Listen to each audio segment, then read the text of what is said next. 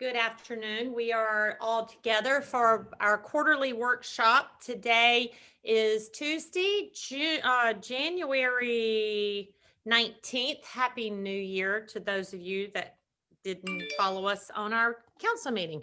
And thank you all of you staff and council for being here. We will start this workshop, and as soon as I pull up my agenda, there it is. We have no public comment on just the agenda items. You said right. No public comment? No public comment tonight. And your screen just went really weird. Oh, did it? Okay. Yeah, I don't see the agenda. Okay. Next we have, and I just totally forgot to get it. Do we jump right into there? We have workshop agenda items. So we have Oyster Factory Park Master Plan, Bottle Cap Project Update, May River Watershed Action Plan Update, and Wright Family Park Rental and Fee Schedule. So we'll start with Oyster Factory Park Master Plan Update. Here you go. Who's up? That's me. Hold on one second. Can you all see that? No. Great. It's okay. All right. There you go. Now. Yeah. Perfect. All right. Good evening, everybody. Good evening. Just wanted to give you a quick update. We last met in July to discuss the Oyster Factory Master Plan update. I'm sure you all have seen this map before. This dates back to 2015. This master plan was approved by the town, Beaufort County, and the Open Land Trust for recreational, scenic, and historic uses. This was used as part of an amendment of the conservation easement that dated back to 2015. In July, we brought this update to you, and for a couple comments from council, but basically some of the things that we incorporated in the master plan was a little bit more detail on the cookout area, some parking improvements, playground improvements, pathway improvements. There was a tree house, a bulkhead and boardwalk around the Oyster Company.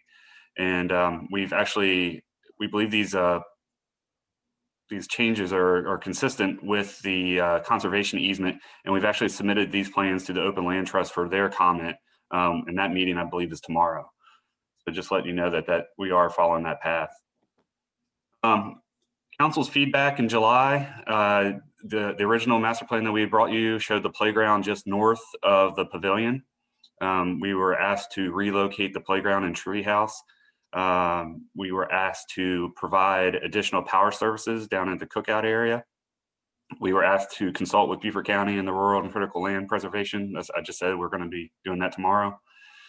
We are looking at upgrading the ground surface and drainage inside the cookout area. As you know, it's pretty eroded right now. It's mainly just sand and dirt. So we're going to look at some kind of finish for that surface. You asked us to look at providing convenient access for points of loading and unloading for event traffic and event usage. And you asked us to make sure that the parking lot could accommodate additional passenger vehicles instead of trailers. So after that, we took this back to our consultant. We actually provided in a site visit that we had with our consultant and town manager Orlando, we decided that the western side of the site with the Garvin and Garvey house, it didn't really fit a playground as in the typical sense. So what we're recommending is more of a passive recreation, kind of like the swings that you see at the Wright Family Park, the swing that's in the southeastern corner of the park. We've moved the tree house to a specimen tree that's down near the stage, down near the corner near the Oyster Company. Again, we're getting comments from Beaufort County, hopefully for tomorrow. We've defined food truck and delivery service, but with restricting them to just the access area, they won't be able to drive through the park anymore like you could now. So it's just basically can come in and do a 3-point turn and leave the site. We've, as you know, on the agenda with the bottle cap mural, that's our next item that we're going to talk about. We've incorporated that into the master plan. We're proposing a durable impervious surface for the event area. We're going to incorporate the power service updates into next fiscal year. We're proposing that with our budget. And we're provided a loading area off of Wharf Street that allows you to pull in, but then restricts access into the park with bollards that we could either remove or lower like we do down at Calhoun Street. With that said, here's an overall master plan, and I'll zoom in here in a bit. Over in this area, we're proposing tree swing and one of those larger trees. We're proposing another jogging board, kind of like we have at Wright Family Park. Again, keeping this area more passive recreation, maybe some more swings over in the trees here. I'm going to zoom in on the next. Here's the updated parking over on this side. I'm going to zoom in a little bit. You can see the parking's been refined. It's more refined as it was when we brought it to you in July. We have a couple different areas for the bottle cap, but I'm going to bring that to you in the next agenda item. This would be the tree house down in this corner. Here's the proposed bandstand or stage for concerts. You can see the food trucks could still come in, but we have bollards that we can install to keep them from driving through the park. And here in Wharf Street would be the loading, unloading area. And then again, we didn't really have any comments about the decking or the tree well, the tree sitting areas in this area. But, we would refine this with some seating and some decking areas, picnic tables, such like that. Our next steps would be to, after your all's input tonight, is finish the design of the next phase of development in this fiscal year. Next year, as we go through the budget process, we would define what we could afford for those phases of the project, and then continue implementing those construction items from fiscal year 23 and beyond. And I'm happy to go back to the last slide. Mm-hmm. Now I kind of want your all's input and see what you think. Did we meet what you had intended with the July meeting, or do you have any comments on this image? Is everyone here? Let me just look and see. I see Dan, Fred, Bridget, Larry's not on. I don't see. Do y'all have questions on this? I was just curious back, Brian, on this drawing where the ground surface is, where the dirt and everything is that you were talking about earlier. What area of this are you going to have some new ground covering? Can you see my mouse? Yes. Yeah. This area down through here. So this is again kind of a proposed decking around that big live oak that's down there, and like some seat walls so you could sit under those trees. Here's the existing fire pit. So the areas kind of in this down below the deck, the areas down in here would be improved ground surface. So that'd be either be kind of like that white limestone that we used at Calhoun Street down by the church in the parking area, or an oyster shell, or some kind of non-dirt, I guess, surface, non-sandy surface. Thank you. I'm going to jump in real quick. Be careful what you put there. I know the groups that are there, there's a lot of children running. If you do oyster shell, Brian, and they fall, that's a trip to the hospital. So yeah, that's perfect. That's exactly what I need. Stuff like that is what I need to hear. I don't think I go oyster shell in areas where people are going to be walking or running. I'm a little, and Bridget, she has a food truck. So Bridget, I'm going to ask you so you can chime in. Mm-hmm. I don't see how you can do a 3-point turn in a food truck the size of Bridget's, and Bridget's is normal. I just don't see how you can do a 3-point turn to get out in that area. So Bridget, would you look at that area where they're talking about food trucks and comment if you could? Sure. You'd be able to. It would just have to be, enough. It would have to be very spacious to do so. And I see the diagram here has like another truck behind it.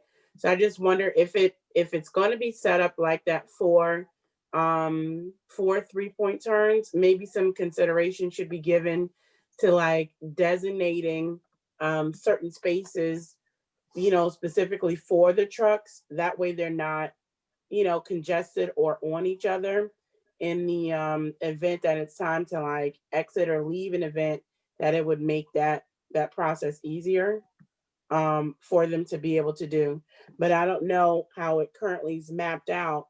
Where would they be driving up to and then backing up and doing that 3-point turn? Because the same way they came in, is that the way that they're expected to leave out as well?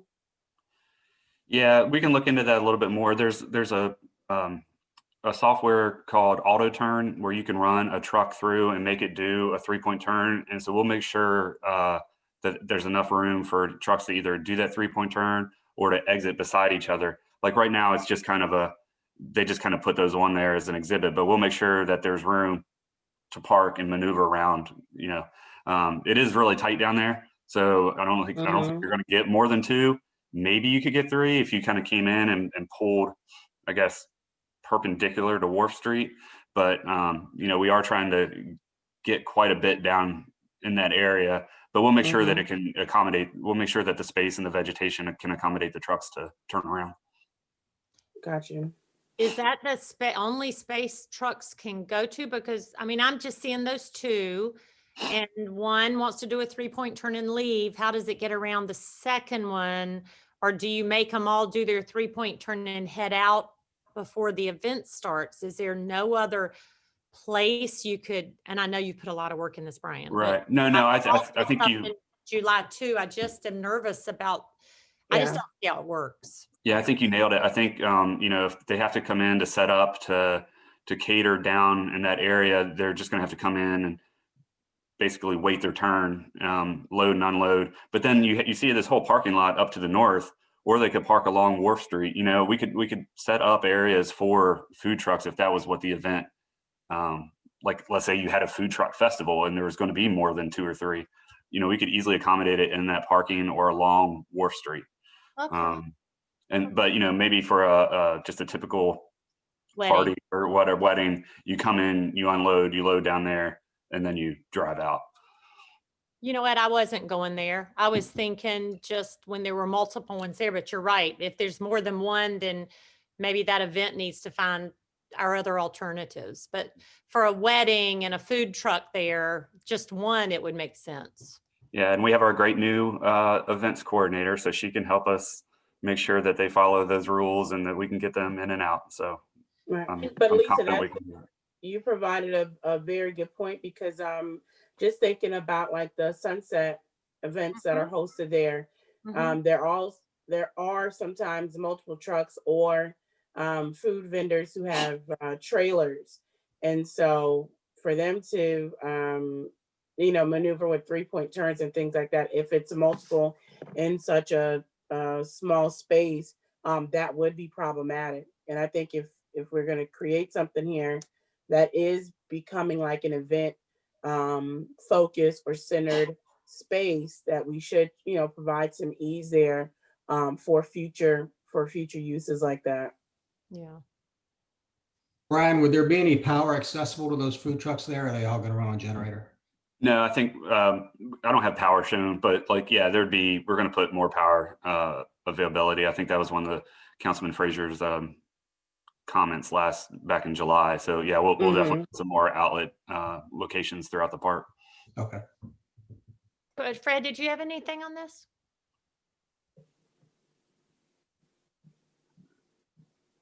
Oh, I'm good with it. Okay. I love the swings. I'm not a fan of, that's such a tight area. And I think several of us said playground here. Ugh. I do like the idea of swings and joggling boards, very passive. Love that. I would suggest not taking up too much space to that area east over Garvin Garvey, because I see a lot of people have wedding ceremonies there. So it's a nice park area. Yeah, and I don't think a playground, this is my personal opinion, it doesn't really reflect, that site's very special, and I don't think a playground really fits near that house. And I think more passive recreation is in line there. Well, I love it. I love the swings. I think they're awesome. I do too. I do have another question, Brian. Yeah. You may have addressed it already. I know Lisa was mentioned about the oyster shell and consideration of where smaller children are going to be. But has thought been given to the percentage of pervious surfaces that are going to be used to outfit this area, knowing Yeah. that we're open from dirt? Right. Yeah. Definitely, we are keeping that in mind, especially given the sensitivity of the May Rivers right there. Right. And again, this doesn't really show all the storm drainage that we can put in, and things to help prevent runoff. But I want something that isn't going to erode. If you look at the pavilion and the restroom now, you will actually see. You can see how much runoff has come off and eroded around those buildings. You can see the Right. sanitary sewer cleanouts that used to be flush with the ground that are now a foot out of the ground. So that soil is very erosive, and we definitely want to put something in that stabilizes that, but also that we can treat and make sure it doesn't enter, uncontrolled, if you will, into the May River. Okay. Everybody good? Mm-hmm. Okay, good job, Brian. All right, thank you all. I'm going to turn it over to Pat for the next one, so you get to see some cool public art. Art. So we're doing item number 2, which is the bottle cap art project update.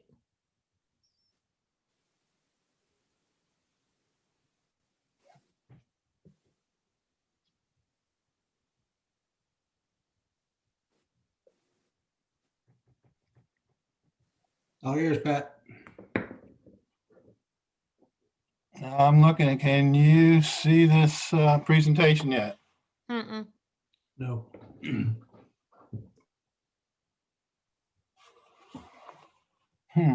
Okay, let me try it again.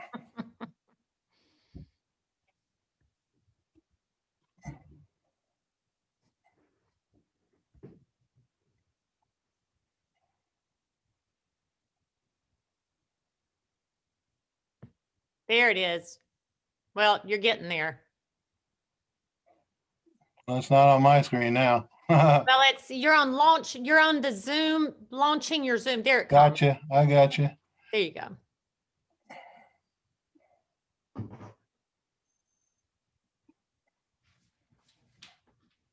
Good job, Pat. Got it? Do you have it yet? Yay. There you Oh, go. good. The Palmetto Ocean Conservancy approached the town a couple years back about installing a bottle cap mural on town-owned property. They have been collecting bottle caps for 2 years, and they've got millions of bottle caps. And the project is to really create a mural out of those bottle caps for a community art project that's to promote community conservation and around the health of our waterways. The Conservancy, they commissioned Amos Hummel to design 4-foot by 8-foot wide or tall panels depicting different ocean and wildlife scenes and creatures. The panels can be kind of configured in an octagon, which is what they've done in other locations, or they can be in a linear fashion where they're either single-sided or double-sided. They could be, you could walk around both sides of a linear panel. Now, we've talked to you about this project previously, and we showed you some alternatives for potential locations for this bottle cap mural. And some of the ones we considered was at Buckwalter Park near the playground. Oyster Factory Park was one we considered. 184, which is the CrossFit site, and then Oscar Fraser Park.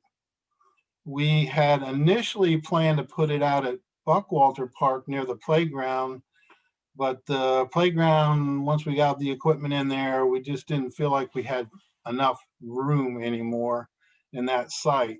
So we kind of went to the Oyster Factory site because we felt like it had a little more space that we could deal with. And I think it's a great site, mainly because of its proximity to the May River.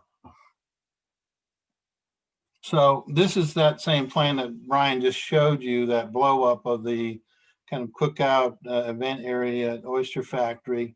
And I've highlighted in red here 3 potential locations. There's others that we consider that may be closer to the river or whatever, but I wanted to show you these. One was as you enter, coming across from the parking lot on the west side, the crosswalk there between the parking lot and Wharf Street.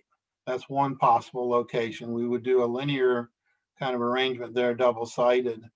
The other one is there's kind of an open, let me see if I can use my mouse. There's an open area between the pavilion and the parking lot that we could locate something like this. And then there's another area between the parking lot and the restroom where there's going to be a lawn area. And this would be more single-sided. This could be single or double, and this would be double-sided. So those are kind of 3 potential locations that we thought might work for bottle cap mural. Here's some kind of computer-generated images, and this is shown. This the reason we had our consultant take a look at this at the one site near Wharf Street. And the one thing that this exercise told us is that this is probably too tight of an area for this feature, but this is kind of what that scenes would look like. They're just 4x8 panels with different wildlife scenes. There's another image of that. So what I'm asking for tonight is to verify from you whether or not you think the Oyster Factory Park is a desired location for this community art piece. And then secondly, do you have any particular location in mind that you would like us to consider? And any other suggestions that you might have? Maybe we go back to another site, I don't know. But if we decide to go with Oyster Factory Park, our plan is to kind of integrate it into this final master plan exercise, and then complete the design of the mural, and then try to incorporate that in the next phase of construction in fiscal year 22. So that's basically the extent of my presentation, and I'd like to hear your comments. Point them. Okay, so you have the 3 areas, right? Oh, Lord. So the roadway behind the pavilion are kind of behind the restrooms. Correct. Okay. It'd be bad. I'll let everybody else think. I have a thought, but what do y'all think? Suggestions? Is she going to have signage along with it? Like like to say who did it? And Oh yeah, their plan is to have a little plaza, a walkway around these panels, and then they would like to get some help with some paving from different vendors might participate by contributing for bricks or that kind of thing for the walkway around it. Okay. Some benches, and then probably some kiosk with some information related to conservation, related to waterways. Okay.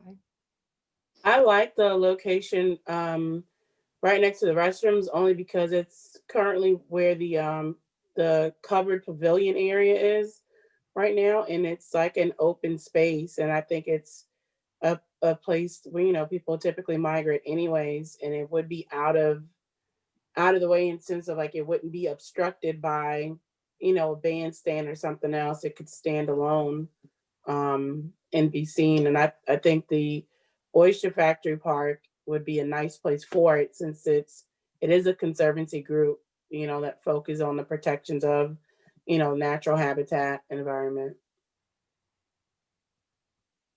Yeah, I was just curious, going back to the original proposed location. I personally like that best, but you were saying it's too tight, Pat? Yes, the playground area expanded based on the fall zones for all the different equipment we put out there. And we had planned to put it right next to that. And we thought we had somewhere an area of about a 25 by 25 foot area to put it, but once construction was complete, it was obvious that it was not going to be able to go there. Other potential location at Buckwalter Park would be at some of the entrance points to the park on the northwest corner and the southeast corner. There's kind of entry plazas into the park. But again, it would require a lot of kind of demolition. And we thought it actually might look better to be kind of integrated into more of a natural environment where these locations have a lot of existing trees and things that it can kind of be nestled into. So it seemed like this had more flexibility and kind of had a better setting for the bottle cap mural.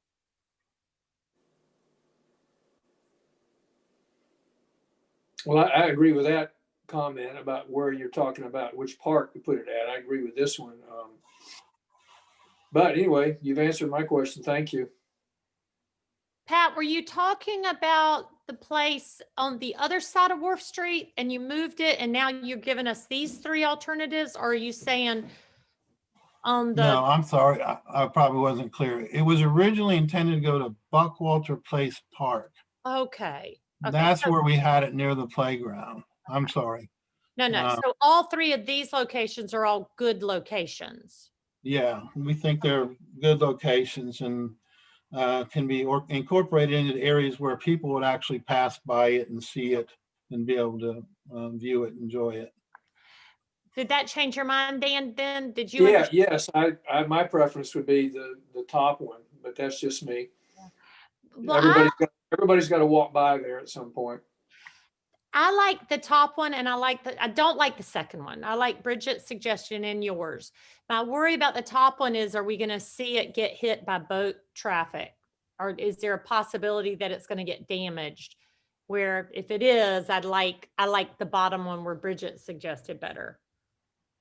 But Well, it can be encircled or perimeter plantings be put in place there to kind of protect it. I'm a little concerned about that site just because it's very tight between the parking lot access road and Wharf Street. I'd like to have a little bit more breathing room personally.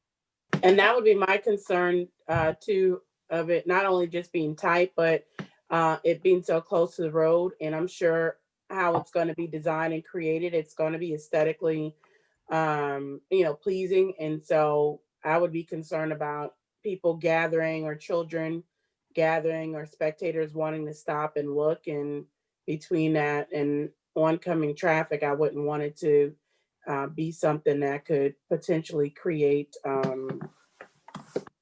just like incidents or something like that, or would put people at risk. I think something more so off of that path for them to be able to stand and gaze and take pictures and do whatever else is why my preference would be the bottom one. okay. Fred, any idea? Do you have a thought on this? Bridget seemed to be you and Bridget seem to be good engineers. Y'all figure this out. Well, I would go to Pat. If Pat thinks that top one's too tight, I think I would make the alternate bottom one my choice.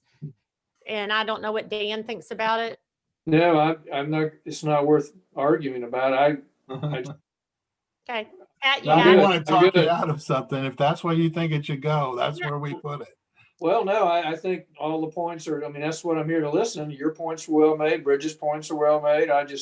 My only reason for thinking of that location, I wasn't thinking of the cars being an issue. I know when we have events, everybody's walking by. That's the only reason I even mentioned it. Yeah. The visibility, that is the place. But when you go, it's going to be 4x8. So that's 16 feet wide. It's definitely going to draw the eye wherever it goes. So, does that help you, Pat? Sure. Okay. I think none of us want the middle one. Well, it sounds like we're going to the alternate. I'm okay with the alternate. Bridget. Yeah. So. Yeah. Okay. Well, Good. we can study both areas and then kind of make a decision, but it appears that the one that's up behind the restroom might have more space to deal with, more flexibility design, more area to be able to create a plaza around it, that kind of thing. Okay. Okay. Good Thank job. Thank you very much. Great. Both of y'all have done great work on this. Next is May River Watershed Action Plan update. And I saw Kim, so it must be her. It's me. How are you And today? I'm well. Happy New Year, Happy everyone. New It's good to Year. see everybody distantly as well. Just ensuring that this is coming through okay for y'all. It is. Perfect. Then we'll dive right in. Just to provide a little bit of background, what we're going to be discussing today is an effort that's been ongoing for the last year or so in the development and update of the May River Watershed Action Plan. So to provide a little bit of history, we're going to talk first about why, and obviously council knows this, but for the benefit of anybody who may be watching and isn't familiar, why the May River Watershed Action Plan was initially developed, what its intent is, what we have accomplished under that initial plan, and where we are in the update, and what those recommendations for an updated plan are. So quickly, back in 2007, DHEC told the town and the county that there were rising fecal coliform levels in the headwaters of the May River. And this is an indicator bacteria for the health of shellfish harvesting. When levels reach too high of a concentration, then it's considered unsafe to eat the shellfish raw. That level was exceeded in 2009, and South Carolina Department of Health and Environmental Control closed the top third of the May River of the headwaters to shellfish harvesting at that time. In response to that shellfish closure, staff was directed by council to work with consultant teams and stakeholder input to develop a restorative and protective plan for shellfish harvesting in the May River, which was the May River Shellfish, or the May River Watershed Action Plan. This was a year-long process. It was adopted by resolution in council in November of 2011 as a supporting document to the comprehensive plan. Since that time, we've been working with our May River Watershed Action Plan Advisory Committee, which Councilman Toomer sits on as vice chair, as council's liaison, to give guidance to the Watershed Management Division's work plan and our strategic plan, goals and priorities as directed by council. Overall, what's really important about the action plan are that it is providing measurable goals as well as trying to be dynamic and adaptable to changing conditions, because obviously environmental conditions, social conditions, scientific knowledge is not static. Again, it has that parallel approach of both engineering-based solutions to go back and, as we say, retrofit those areas that we've identified that might be high or hotspot fecal coliform areas that could be contributing pollutants to the river, as well as planning-based solutions. We can't continue to do the same thing the same way and expect a different result, right? So this is to move forward in a proactive sense. Since its adoption in 2011, a number of initiatives have been accomplished to date. And I know this is a text-heavy slide, really for the benefit of it being published and available to the public afterward, to see that different types of policies, including the stormwater water quality volume control, have been adopted under the Unified Development Ordinance, the transfer of development rights that prevented 146 acres of impervious surface in the headwaters of the May River in 2012, establishing the sewer connection ordinance and then amending it back in 2018, requiring connections once sanitary sewer is made available. Obviously, the sewer connection and extension policy also helped to guide that, as well as changing our stormwater utility fee rate and structure, which helped us to secure the 2020 $5.25 million GO bond, which will move forward other programs and projects. Under programs, the neighborhood assistance program is still ongoing for anybody in the town who needs septic system maintenance assistance, as we continue to work to eliminate septic systems throughout the town's jurisdiction in the May River watershed. Our microbial source tracking, which has identified that we do have failing septic systems in the headwaters of the May River and in the historic district of the town that are contributing fecal coliform. Also newly established in 2018 and ongoing is the septic to sewer conversion program that we work with Neighborhood Assistance Program to implement. And then in our programmatic elements, as you just spoke about, what would the surface be at Oyster Factory Park? Every one of our capital improvement program projects identifies additional features that can be included to address water quality treatment. And certain examples I've given you there of CIP projects that are completed that have stormwater elements to them. Specifically for projects that have been completed for water quality improvement, as you know, we've been ongoing with Buck Island Simmonsville sewering, and we're in the final phases of that, 1 through 4 completed. Phase 5 underway right now, which should be the final phase of Buck Island sewer. We also have the historic district phases 1 and 2 currently underway in our programmed out historic district priority phases 3 through 6, and looking to capture those additional areas outside of that 500-foot buffer that identified phases 1 through 6. Additionally, we've had a number of successful 319 grants as awarded by DHEC EPA for different phases of water quality programs, projects out at New Riverside Pond, the Pine Ridge Community Project, the Town Hall Campus Retrofit.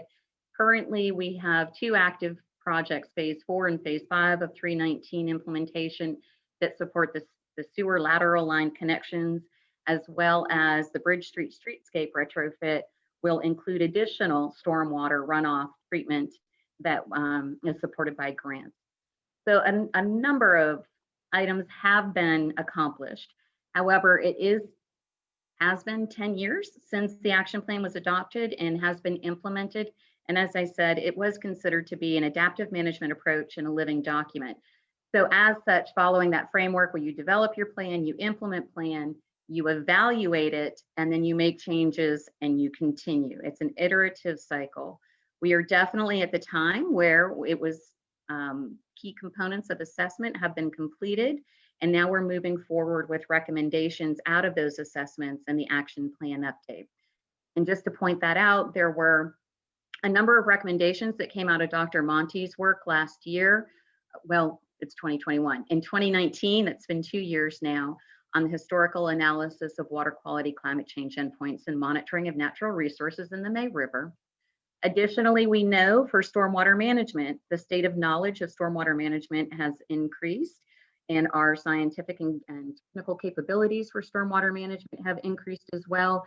And that's being reflected in our regional stormwater ordinance, which is set to come forward to council in February for final reading, public hearing and final reading. So that's moving forward as well. And then finally, when we take a look at changing land use conditions, when we do a water quality model, we're using XP Swim water quality modeling software. We can look at what conditions were like in 2002 prior to any shellfish impairment harvesting changes, and then what we call current conditions, which at that time were 2018, and see what the difference in land uses were.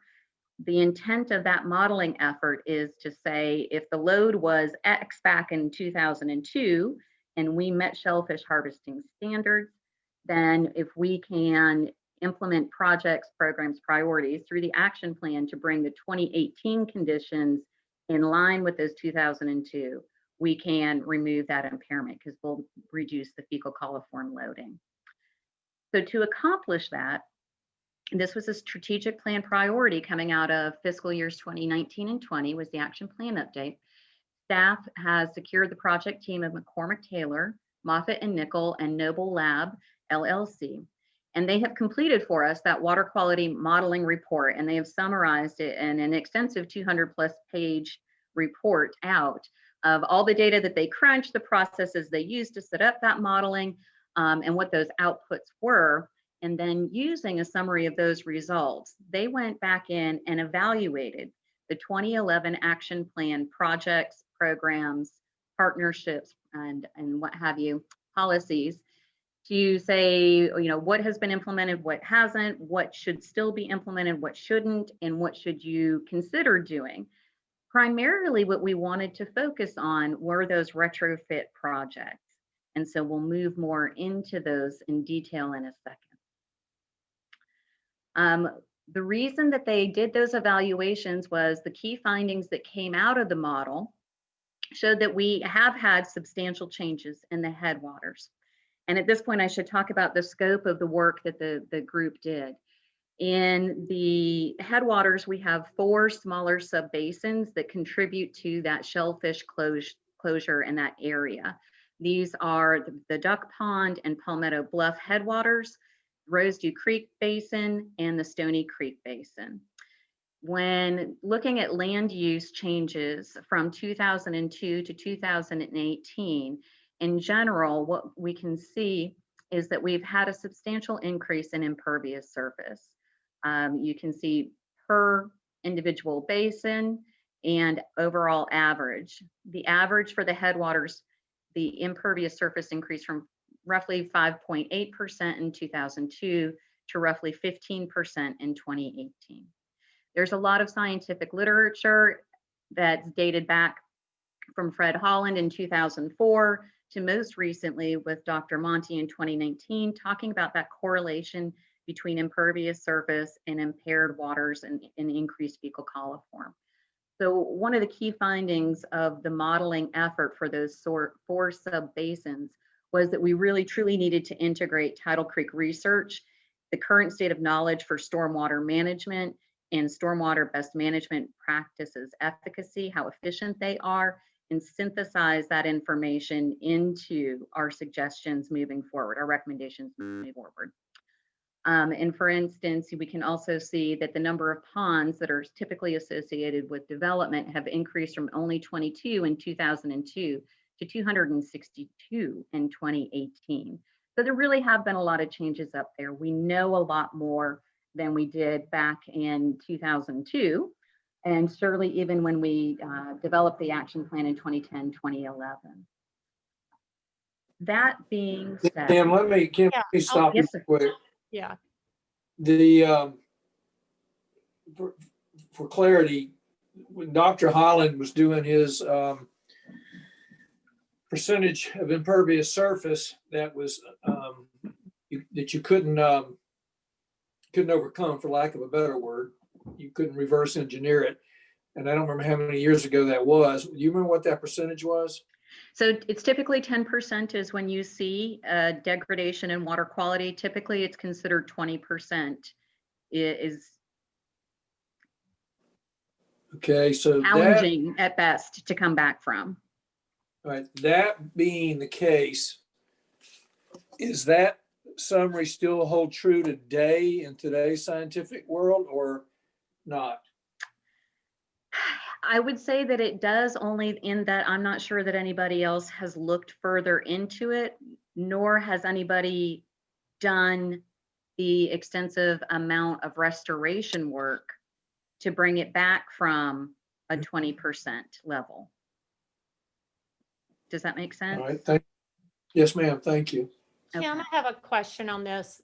Yes, This ma'am. is one area in our development agreements that we absolutely can go back and retrofit. And I know Brian and Heather both have been doing a lot of work on grading and things like that. What are your suggestions, and are they coming through Watershed Action Plan Committee or your staff to look at Rosedew Creek, for example, that went from 8% to 19? I mean, it round up, it's scary. It's 20, right? It's 20, and then Stony Creek as well.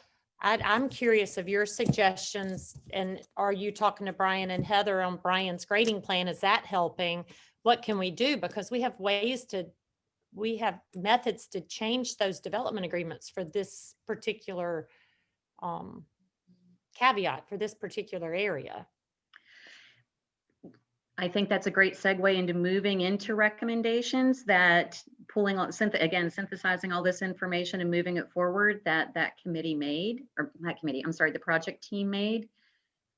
Very many of the recommendations that Dr. Monti put forward are also included in the action plan update. So in the final water quality report that the project team put forward to us, they have given us recommendations on the policies, the programs, the partnerships, and the projects that we should be emphasizing.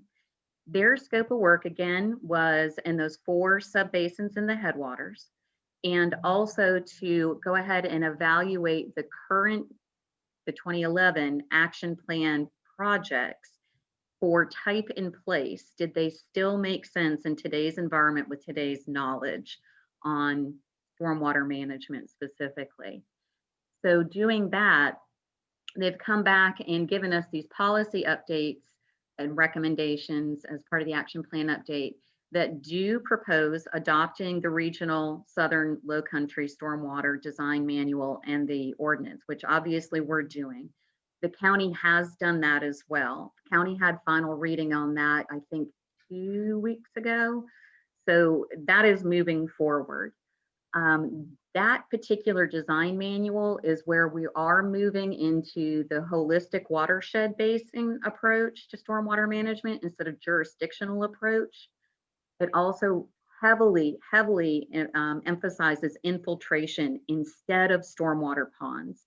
Stormwater ponds are a fine best management practice for knocking down, if properly managed, for knocking down fecal coliform. However, they don't necessarily address the volume component, the stormwater volume piece. And so the new regulations will definitely hit that to a further level. A lot of these are coming through in tandem with the Unified Development Ordinance changes that council is seeing, either from watershed management or from growth management. For instance, as we're talking about eliminating clear cutting within a proposed developed area and working more with the better site design features that are advocated and required through the design manual of the SoLoco Stormwater Ordinance. The better site design standards work with topography, work with your trees and keeping coats of trees and stands.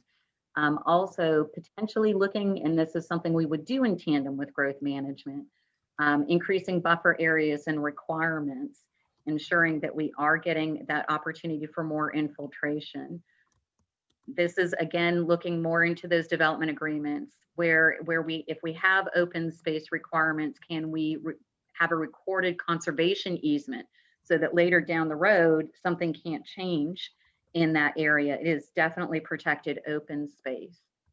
And looking, you can see a lot of these are planning based and need the coordination between engineering and growth management. Reduced density and rezoning areas, increasing tree protection conservation areas. And here's, I think, Mayor, especially getting to what you're talking about, offering incentives to renegotiate the land development agreements. And what are those opportunities to open those agreements up and change some of not only the requirements, they will have to meet the new stormwater requirements. That's in every development agreement. But are there other ways that we can change through the town, say TDR bank or other?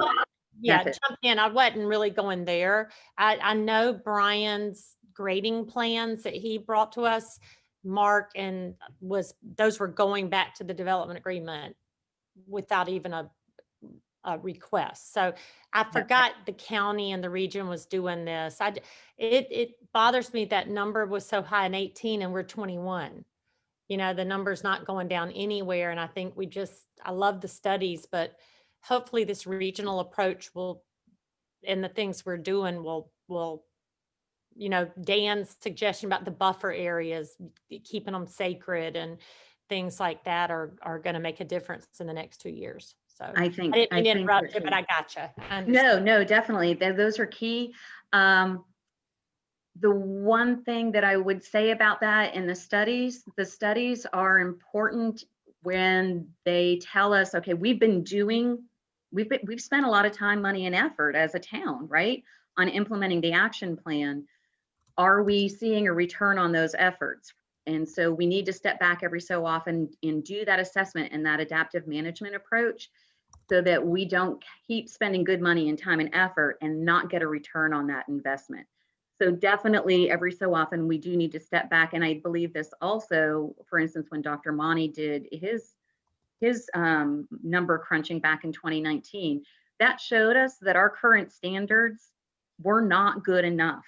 right? If we were still seeing statistically significant increases in fecal coliform in the May River, what we're doing isn't enough. And that gives us, to me, not only a sound scientific standing to stand on and argue, but also a legal footing to argue that we need to change these standards and they must be more stringent. So I think I beat that to death. So moving forward, and one other piece that I think is really going to be important is how we develop these strategies for public-private partnerships, not only for the retrofit projects, but also potentially moving forward as new projects come in and they design to the current standards that will be the SoLoCo standards. If there was a public-private partnership where potentially we could even, as a town, say, you do what you're required under the ordinance, we see the opportunity to do more to help us in a retrofit project in an area, in a key area, that perhaps the town could partner in on doing even more than what's required. So that's something that I think would be a really interesting future strategy. Oops. I have a question. Yes, sir. This was probably more for Mark and Brian. And again, you know, I like your comments about reevaluating the money we're spending, Kim, to see if we're actually achieving goals. Because those, like Lisa just said, those numbers, those percentages continue to rise to a point of no return. But you know, we made some headway with sewer installations, but as Dr. Monty always said, that's not going to solve everything. And everything you just showed is an entirely different topic that we've all discussed. My question would be, going back to the development agreements, and help me with this, Mark and Brian, but I think stormwater issues and water quality issues always had some room for maneuvering in the development agreements. Is that true or false? It's just not a blanket, easy answer. I think that we know and we're confident that we have applied our updated stormwater regulations to the development agreements over time confidently, because it places the onus upon the town of Bluffton and the policymakers to protect the public health, safety, and welfare of your community. So it's an easy, direct connection between stormwater regulations and that public health, safety, welfare based upon the water quality calculations. So, you know, to answer your question, I think that's it's a much longer answer that we should probably have outside of this venue. Okay, the reason I bring it up, and I know we've touched on this over the years, is, you know, when you look at the type construction that we do in the South, you know, the urban subdivisions and everything, we have larger lots, sprawling, you know, roadway systems, et cetera, et cetera. And when you go back and you always look at what the Coastal Conservation League had talked about, and you talked with Dr. Monty and everybody else, it's always like more clustered construction with more open space instead of just sprawl. And so, I mean, is there not a way that we, you know, I guess from the developer's perspective, he wants to build rooftops, but is there not a way to make them cluster them more? And I know we've been around this before, and have more open space. Because you can't achieve it without it.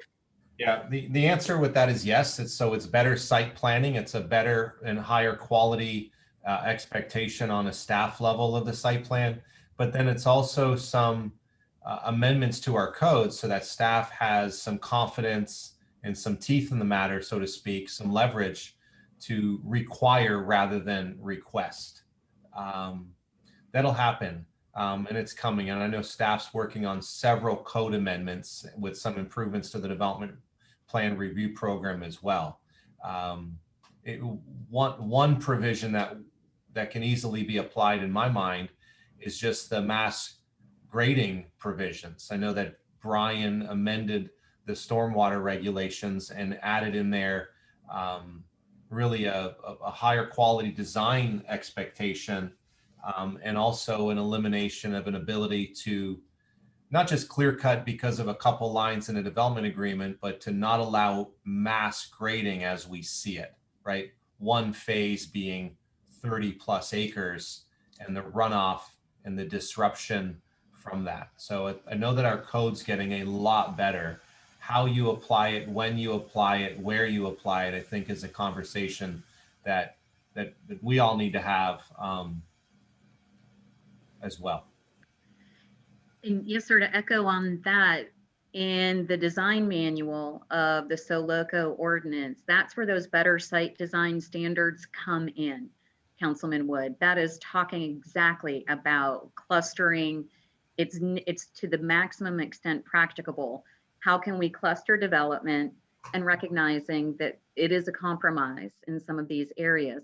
How can we reduce lanes while still allowing fire trucks access? It really is trying to reduce that footprint to the maximum extent that we can. Thank you. Certainly.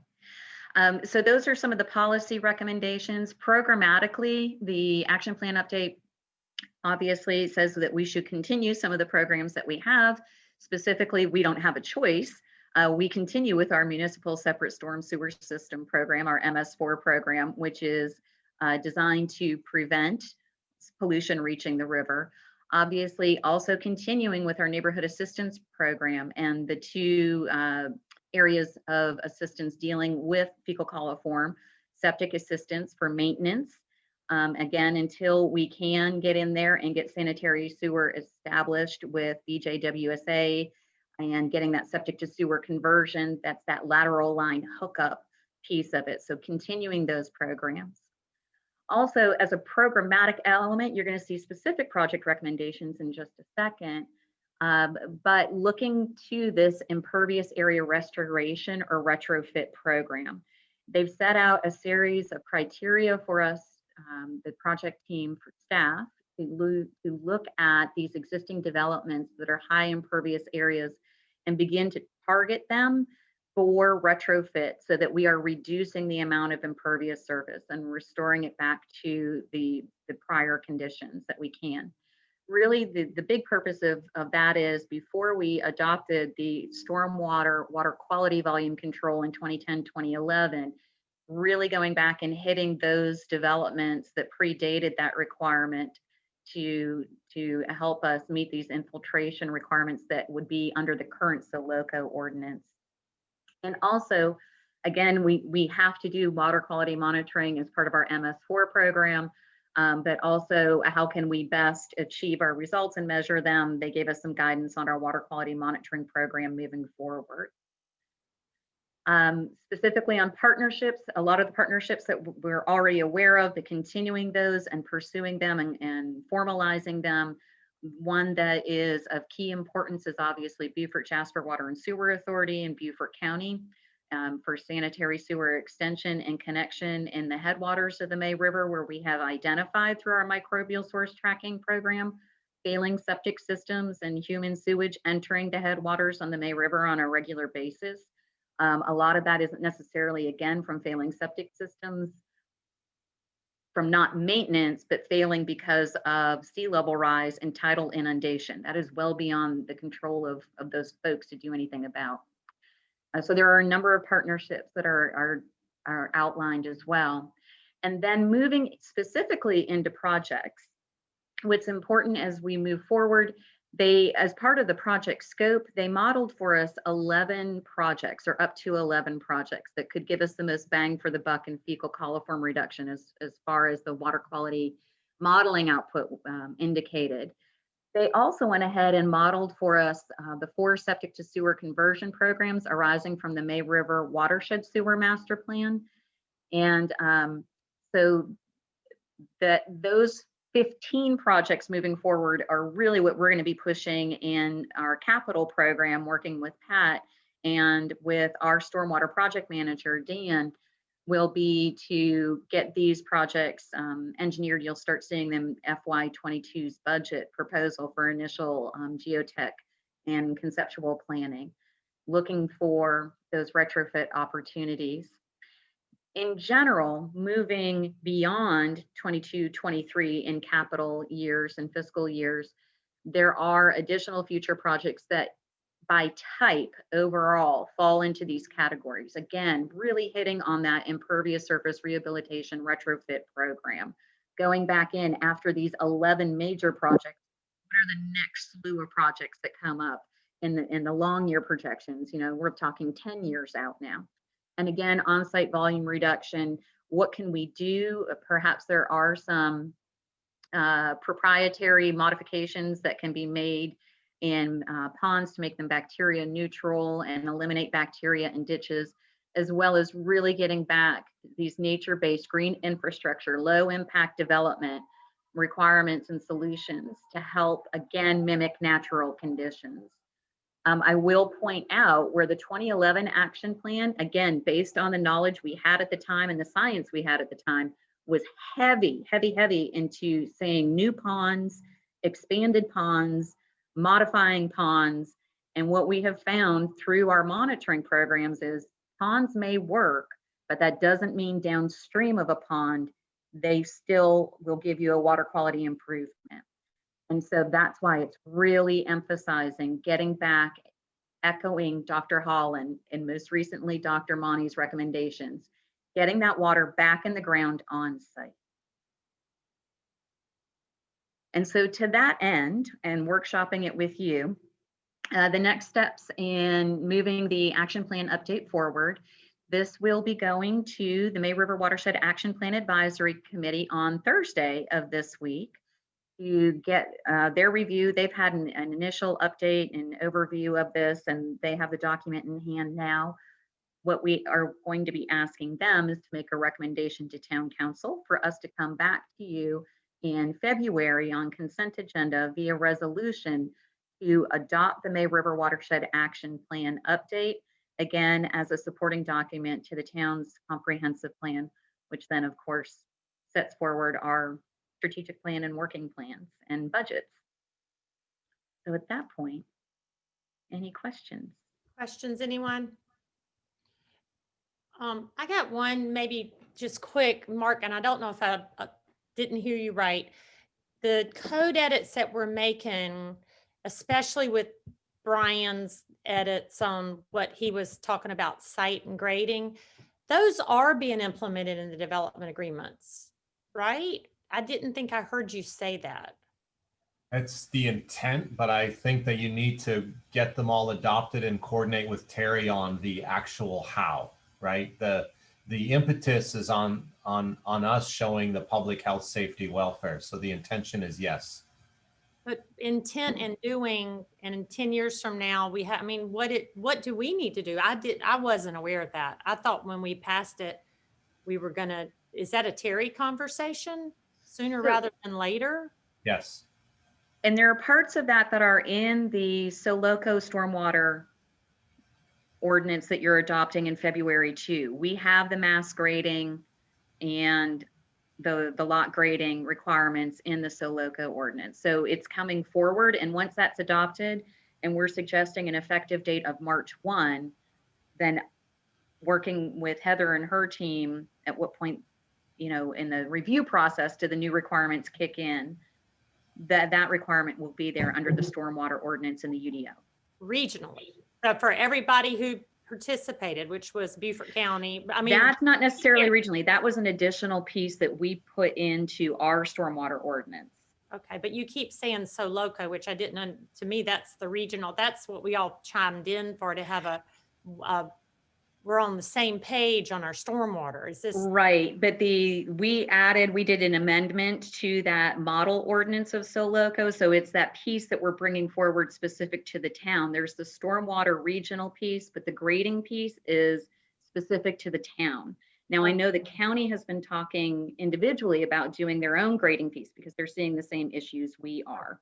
But I don't know, that's not included in their stormwater ordinance and we are including it in our stormwater ordinance.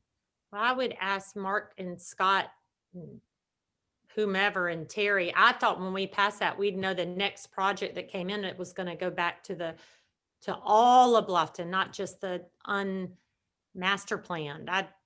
I don't know why I didn't, I walked away thinking something different. But I must be the only one, so.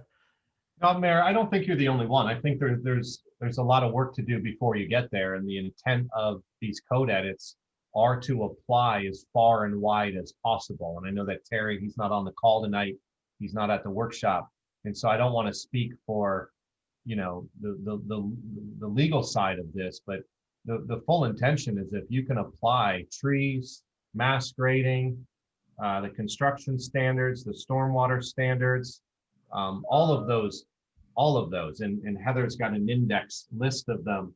If those can all be applied to the development agreements, to supersede the development agreement development standards, all the better. It's just, I don't want to, I think that's a big answer that Terry needs to give sooner than later. And I know that staff's working on those code edits with the intention of trying to apply them. Okay, yeah, you're right. Maybe it's a longer conversation. Okay. Anything else? Thank you, Kim. Thank you. all. Next is Wright Family Park, right? Am I? You all see the screen? Yes. Alrighty. So just a quick background on this. Every year when you all adopt the budget, it includes a master fee schedule, which includes rental fees and the such for some of our parks that we rent out. The current master fee schedule does not include rental fees for the recently completed Wright Family Park. I just want to show you some comparisons with some of our other parks. You can see here, Oscar Fraser Park, Field of Dreams. If you rent it for all day, it's $150. There's a $150 security deposit. Oyster Factory Park on the east side of Wharf Street, I think it's $300 a day. Each 4-hour block is $150. Again, when you go across the street, it's much cheaper over on the lawn side. I think it's $50 for each 4-hour block. And then the recently completed Martin Family Park and Public Park at Buckwalter Place, that follows Oscar Fraser Park. It's $100 per event or $150 for all day with a $150 security deposit. Like I said, we don't have fees right now for Wright Family Park. I guess staff or me is recommending that we follow Martin Family Park, but I guess that's what I want to bring to you all tonight.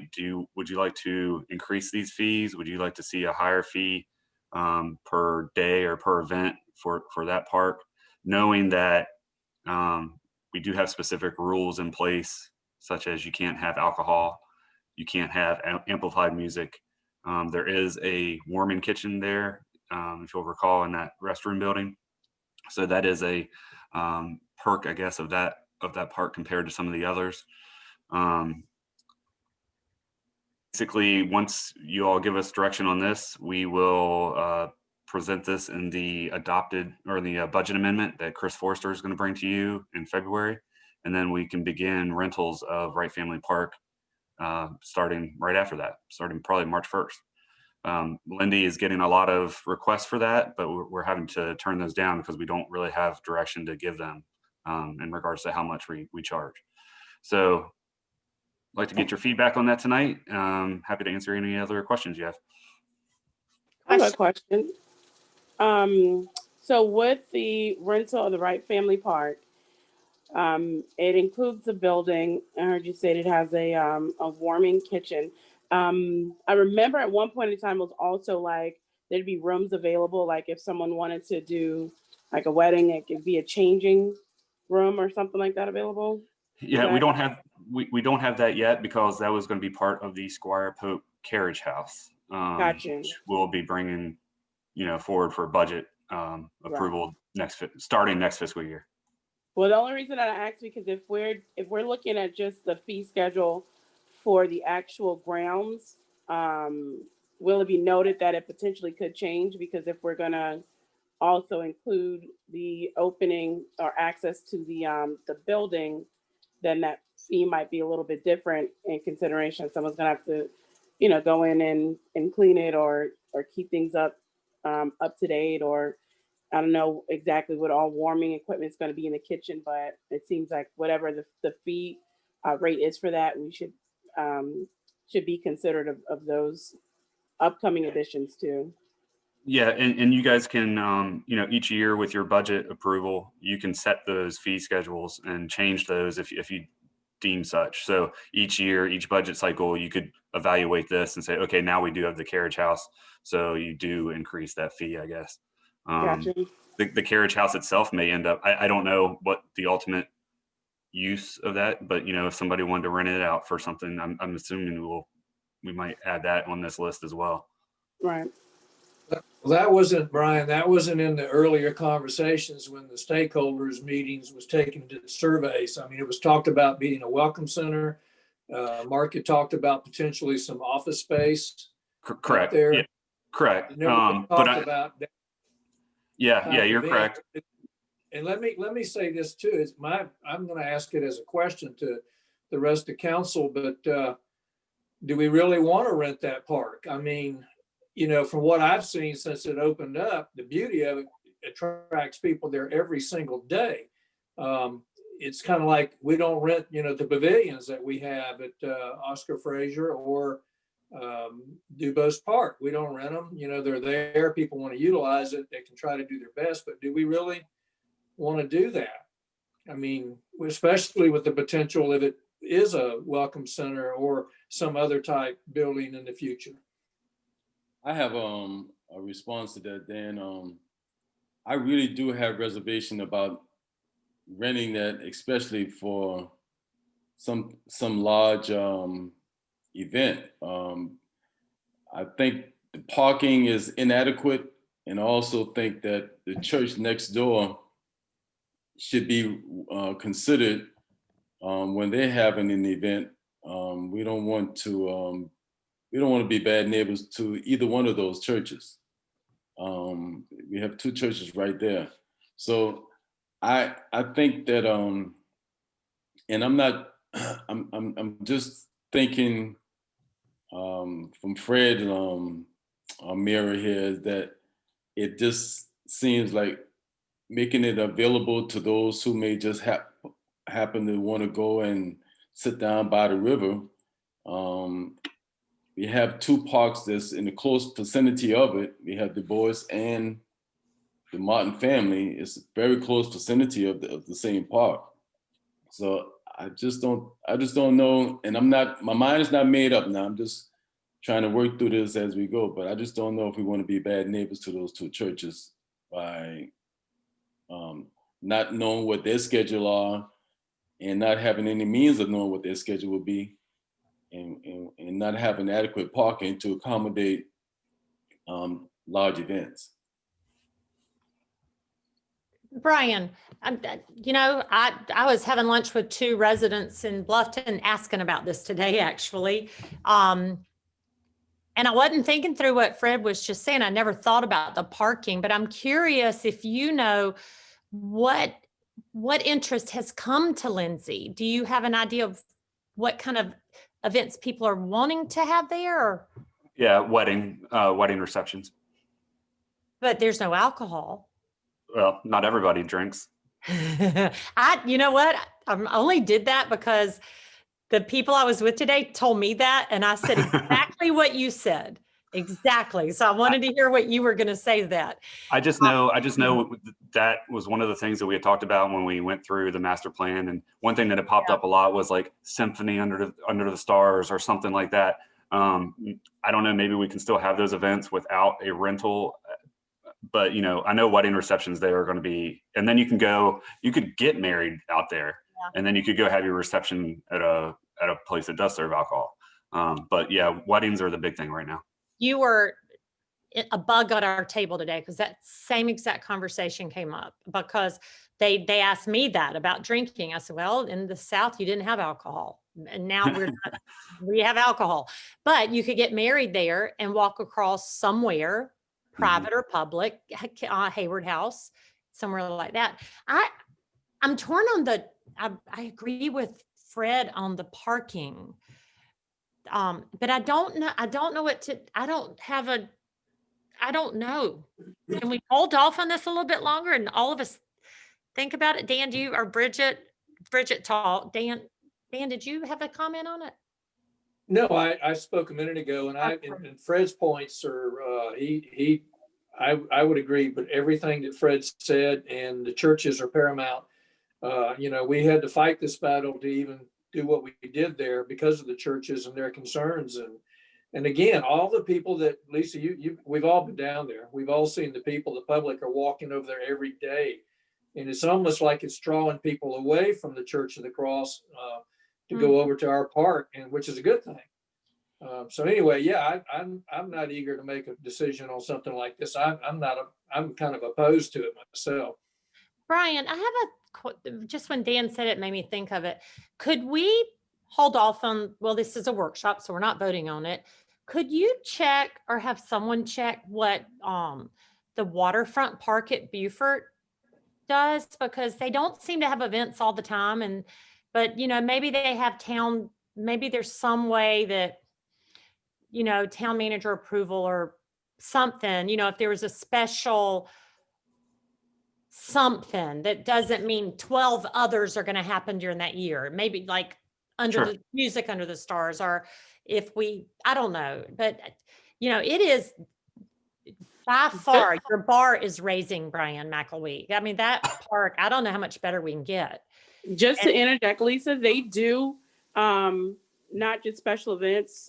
They also do weddings and stuff like that. I only know because I did a consult this last week with a bride who's going to be doing a wedding there. So they do rent that waterfront out in it's like 4 different sections that you can rent. Each space comes with its own accommodations and own criteria. What Dan and Fred said are things that I didn't even really think about that are going to be crucial to that area.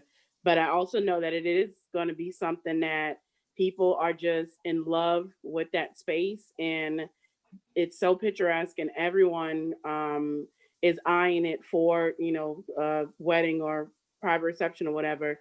Is it possible that we can put something like up on the town's page to maybe survey to get some perspective from people to see what they want as we table what our decision, or as we put more thought into it on what people, what they're thinking of doing with it?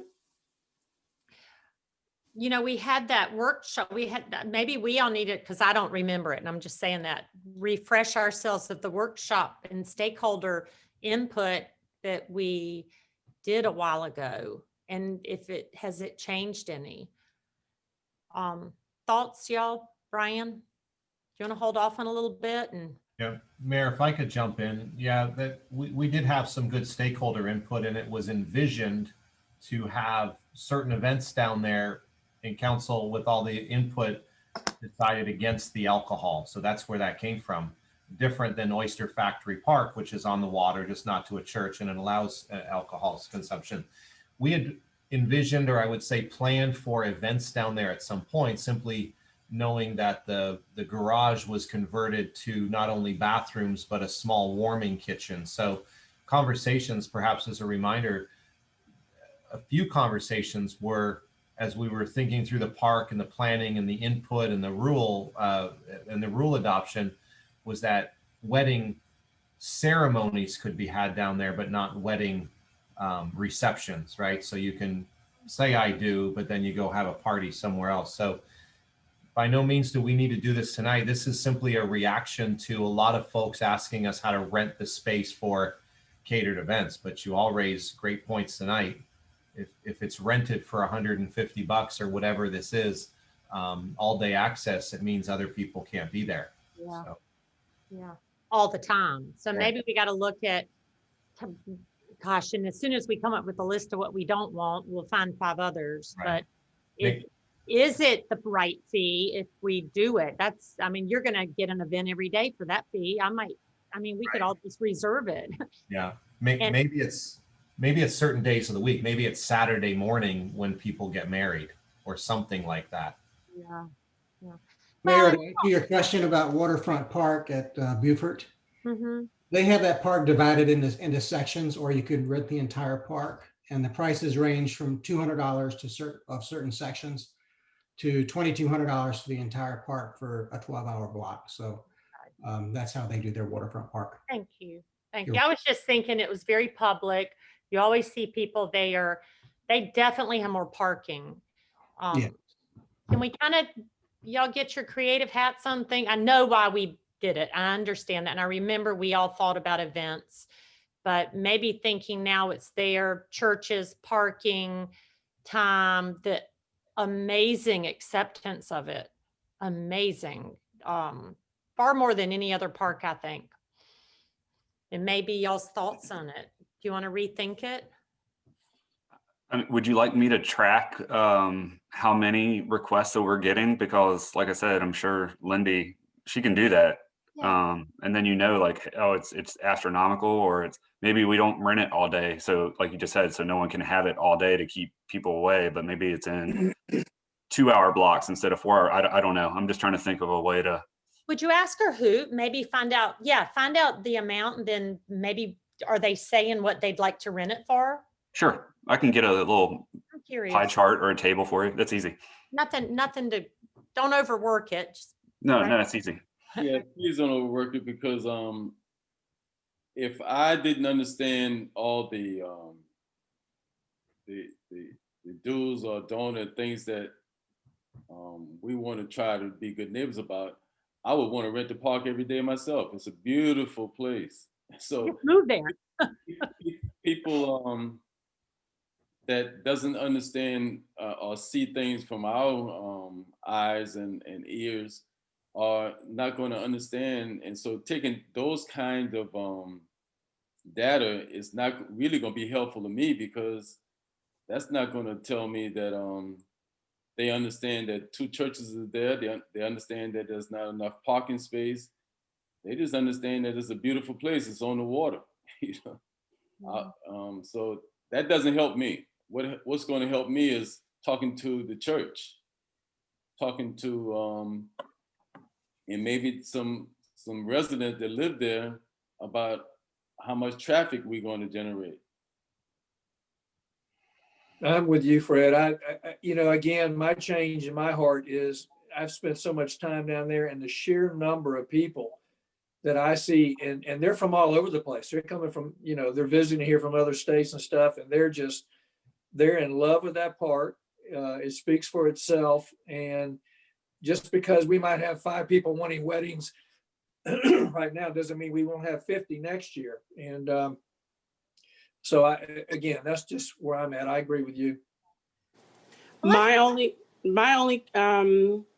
concern would be, like, I hear and agree with everything that's being said, are those who would look to say, well, the money that was spent on the park came from all tax residents, and it should be something that if we're renting our other parks, that if someone wanted the option of renting it with the conditions of it just being a wedding space or whatever we decide, that it should be open. So I think in our conversations, like, we have to be considerate of the church, those who are in that area, and then also residents who potentially do want to use that.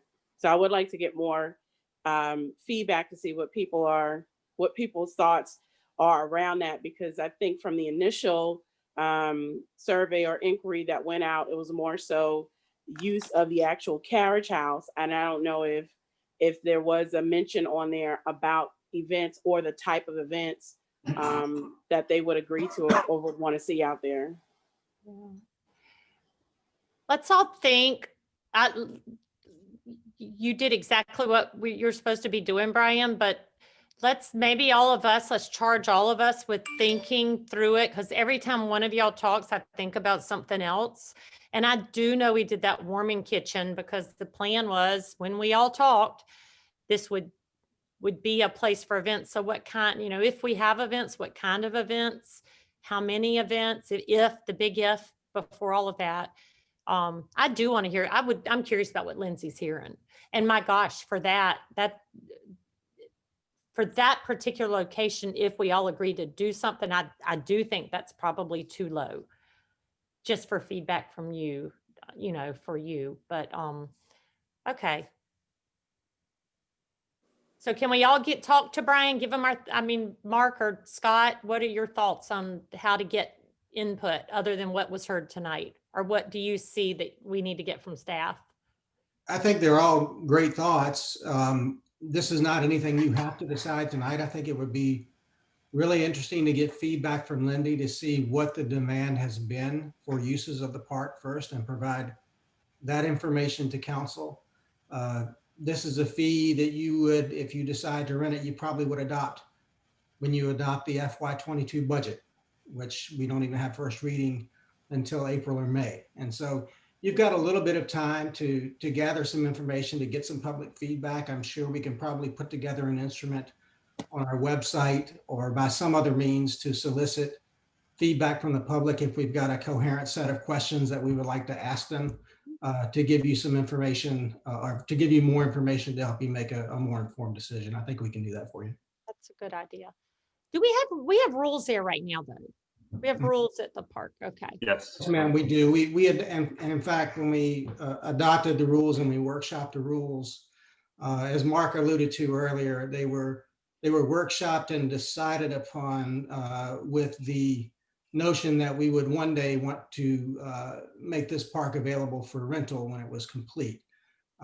But that doesn't mean we absolutely have to. There may be some value in not making it available. So what I hear from you is that you need a lot more information and we will give you that. Good. Thank you. Brian, great job. Thank you for doing this. Yeah, thank you. Anything else? Is that the last of your slides? That Okay. is, yes, ma'am. Great workshop. A lot of information. And if nothing else, is there anything anybody else wants to say? Mark, this is your last workshop.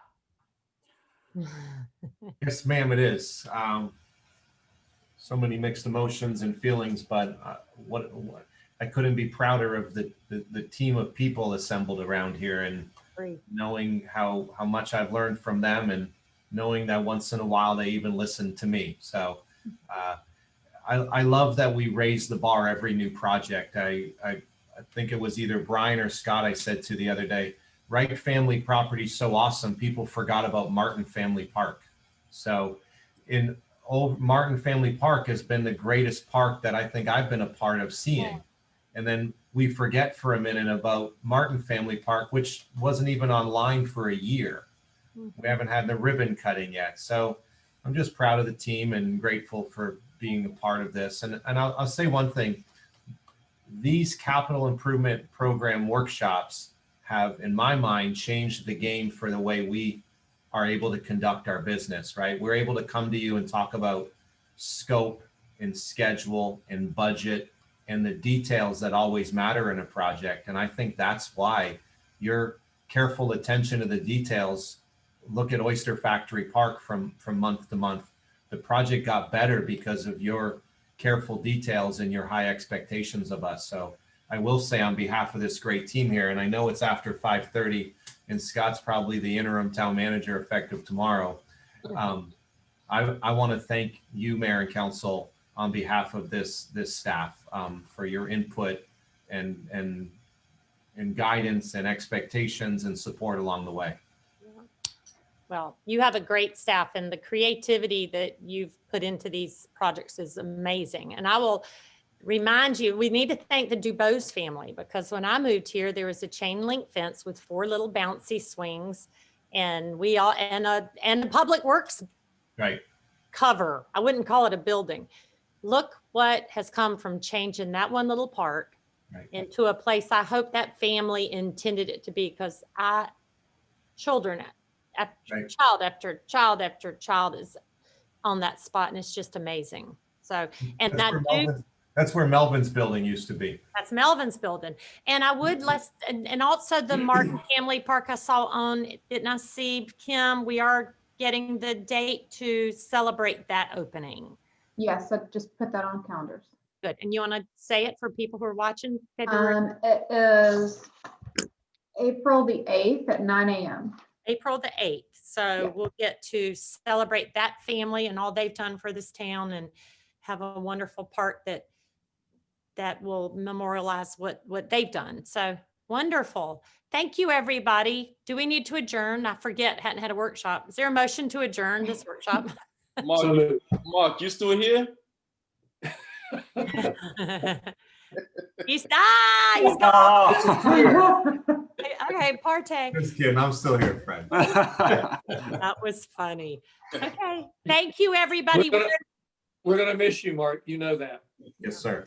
I'm gonna miss all of you. Okay, we're adjourned, guys. Bye, y'all.